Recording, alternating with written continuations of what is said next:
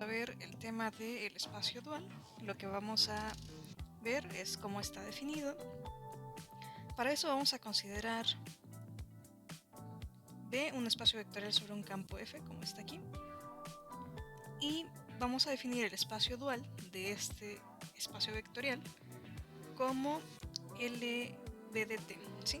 Esto hay que recordar quiénes eran el conjunto de transformaciones. Si un elemento está aquí, si es una transformación que va de B en el campo.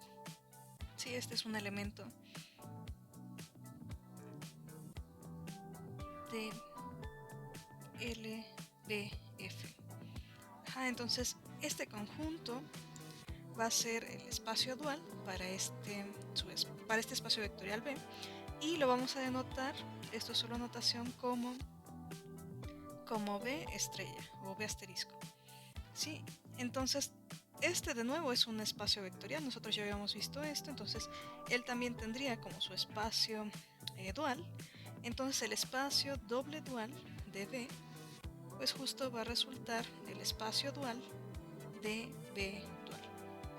Bien, entonces veamos algunos ejemplos. Por ejemplo, si tenemos un B que sea el espacio vectorial de funciones continuas R evaluadas, entonces vamos a considerar también que sean en cierto intervalo, en este caso vamos a tomar 0, 2 pi. Entonces para una función g en B podemos tomar una correspondencia que va a estar definida así.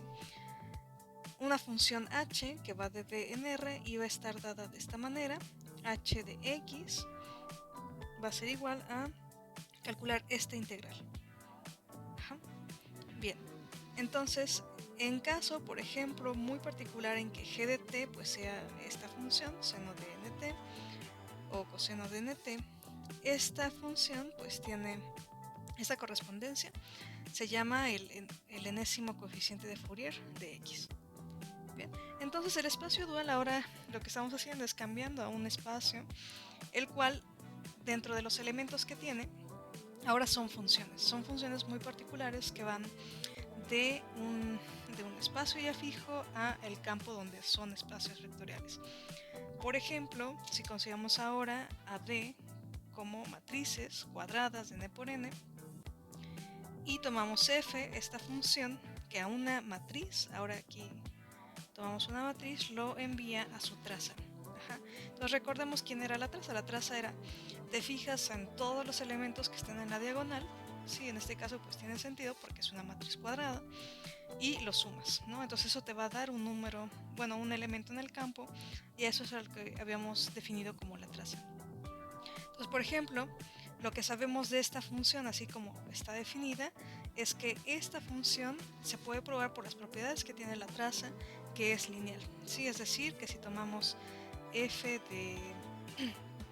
o sea, si tomamos dos matrices, por ejemplo, y definimos la traza de la suma de esas dos matrices, pues en efecto nos da la suma de las trazas.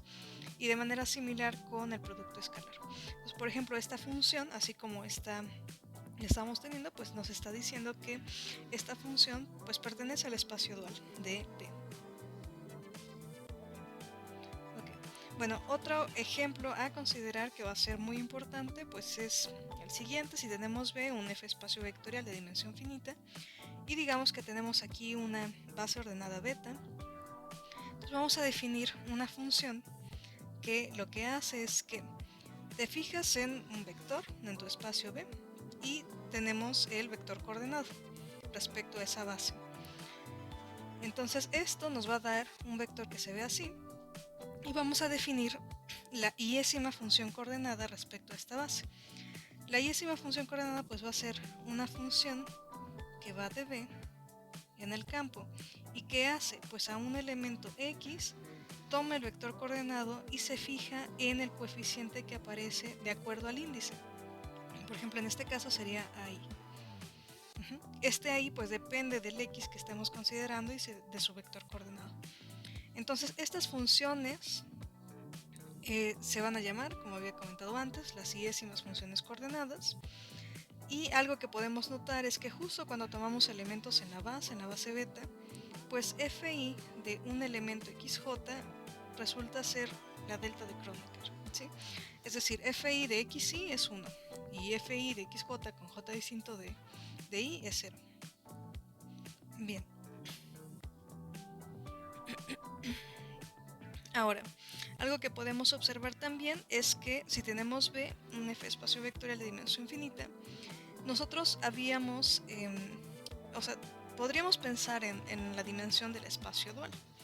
Ajá. El espacio dual, por definición, es la dimensión de este espacio, del conjunto de transformaciones que van de F en el campo. Y nosotros habíamos visto en un corolario anterior que esto está en correspondencia con matrices que tienen el tamaño que va de el tamaño de este espacio vectorial, o sea, la dimensión de este cruz con el tamaño de B. Ajá. Entonces, esta dimensión pues coincide con el producto de estas dos dimensiones. Y ahora lo que podemos observar aquí es que la dimensión de F como F espacio vectorial pues es 1, ¿no? ¿Por qué? Porque el 1 del campo resulta ser una base para cualquier campo, ¿no? Entonces en este caso pues tenemos que tienen la misma dimensión, la dimensión de B dual con la dimensión de B, ¿no? Entonces tenemos además que como B es finita y tiene la misma dimensión, entonces tenemos que B es isomorfa a su espacio dual. Bien, entonces a ver, sabemos que el espacio dual es de nuevo un espacio vectorial y también tenemos que tiene la misma dimensión del espacio, por decirlo, original, ¿no? Gracias a eso también tenemos una forma de relacionar las bases, ¿no? Aquí sabemos que B es isomorfo a su espacio dual, ¿sí? Entonces, de cierta manera, pues que quisiéramos saber cómo se comportan las bases, ¿no? Por ejemplo, tenemos este teorema que nos dice si tienes un F espacio vectorial de dimensión finita y tomas una base, digamos de x1 hasta xn, consideras las iésimas funciones coordenadas, ajá, respecto a esta base beta, ¿sí? Estas como estaban definidas aquí arriba, ¿no? Entonces, lo que nos dice este teorema es que si tú te fijas ahora en el conjunto de funciones coordenadas, así para cada uno de los índices, en este caso desde 1 hasta n, este sería un subconjunto del espacio dual. Y no solo eso, sino que esta base, que es como la base dual de la base original, es una base. Ajá. Y nos dice además cómo calcular los coeficientes, ¿no? Como sabemos que esta es una base, pues en particular cualquier elemento en nuestro espacio dual debe tener una descripción respecto a esta base dual. Bueno, el teorema nos dice cómo se calcularían, ¿no? Es decir, nos dice cómo calcular estos coeficientes. Entonces, a esta base que obtenemos, ¿sí? Esto en el espacio dual, se le llama la base dual de beta. Ajá. Y algo muy particular es que satisface esta condición, que la iésima coordenada del vector xj pues resulta ser la delta de Kronecker, ¿sí? Esto ya lo habíamos observado aquí en el ejemplo anterior. Bien, entonces, ¿cómo vemos esto? Lo primero que tenemos que observar es que si nosotros tenemos fi y fj, la iésima función coordenada respecto al índice i, ahí está la función coordenada respecto al índice j, si son distintos tenemos que, en efecto, también al evaluar, por ejemplo, en xj, por una parte fi en xj nos va a dar 0, ¿no? Por la delta de Kronecker. Y por otro lado, cuando evaluamos en FJ, XJ, pues también nos va a dar 1, ¿no? Entonces, como funciones son distintas. Ajá. Entonces, todas las que aparecen aquí tendemos justamente en elementos, ¿no? Todas son distintas.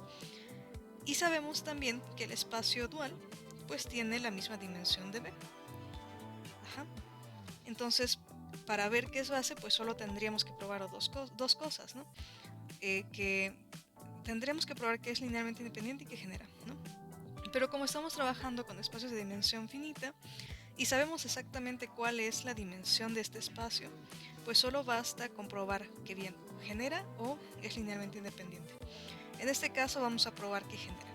¿Sí? Entonces, para probar que genera, ¿qué tenemos que hacer? Tenemos que tomarnos un elemento en el espacio dual y ver que este elemento se puede escribir, ¿no?, como combinación de esta beta dual, de estas funciones, de las iésimas funciones coordenadas.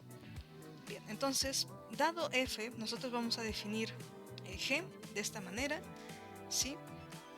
Vamos a fijarnos, f ya está fija, ¿no? Entonces vamos a fijarnos en las evaluaciones con cada uno de los x, y vamos a tomar esa evaluación. Esto va a ser un elemento en el campo, ¿sí? Porque f está en b dual, y ese coeficiente lo vamos a multiplicar por fi, ¿sí? Aquí coincide el xi con el índice de xi coincide con el de fi.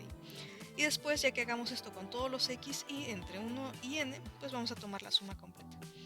Entonces, ¿qué pasa con esta función? Por ejemplo, cuando evalúo en xj, bueno, esto es por definición, esta es la función g valuada en xj, ¿sí?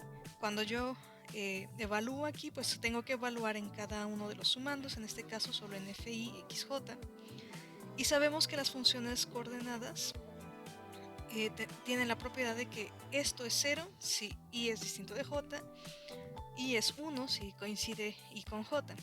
Entonces, es decir, esta evaluación pues sería la del de Kronecker de IJ, y en este caso aquí el único como coeficiente que se salva es justo cuando tomamos j, ¿no?, cuando i coincide con j. Entonces aquí esta suma completa pues realmente es f de xj, ¿ok? Entonces esta función que está es una combinación lineal de las funciones coordenadas de los elementos de beta estrella, de beta dual, cumplen que esta función, cuando evalúas en xj, coincide con la función f en xj. Pero este xj fue un elemento tomado en beta, ¿sí? Y aquí no importa el índice, es decir, si pongo x1, pues va a coincidir con f de x1, g de x2 va a coincidir con f de x2, es decir, tanto g como f van a coincidir en todos los elementos de la base beta. Y sabemos que si tenemos dos transformaciones que coinciden en la base, las transformaciones son la misma, ¿no? Esto lo sabemos por este corolario. Ok, entonces este conjunto en efecto va a generar, ¿no? Ya vimos que cualquier función pues se puede ver como una combinación de este conjunto, y como justo tiene n elementos, aquí tenemos que sería una base también, esto por el corolario 1.18 que vimos las clases pasadas. Y bueno, entonces por ejemplo, si tenemos una base, digamos beta, tiene estos dos elementos, 2,1, 3,1, y queremos encontrar, digamos, la primera función coordenada. Entonces, ¿qué sabemos de las funciones coordenadas? Que justo en el respectivo elemento de la base, que coincide el índice, evalúa en 1 y en los demás se evalúa en 0. Entonces tendríamos estas dos igualdades que aparecen aquí. Ahora, también sabemos que f1 pues es una transformación. Entonces, si a 2,1 yo lo veo como 2 veces e1 más e2, donde aquí e1 y e2 son los canónicos, esta evaluación pues justo abre las sumas porque f1 es una transformación lineal. Entonces esto sería igual a esto. Y de igual forma podemos hacer lo mismo con el 3,1 y llegar a que 0 es igual a 3 veces f1 evaluado en e1 más f1 evaluado en e2.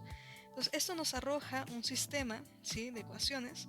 Es decir, aquí tenemos que encontrar cuál es la evaluación de f1 en e1, ¿sí?, resolviendo el sistema, y la evaluación de e2 en f1. Ok, ya resolviendo todo esto, pues obtenemos que debería pasar esto. Entonces, de manera general, para un xy, pues f1 de xy se ve como f1 xe1 más y e2. Esto sería x por f1 e1 más y por f e2. Y ya usando estos valores que aparecen, pues esto sería igual a menos x más 3y. Entonces esta es una forma de encontrar, ¿no? Es la forma de encontrar estas funciones coordenadas que nos describe el teorema anterior.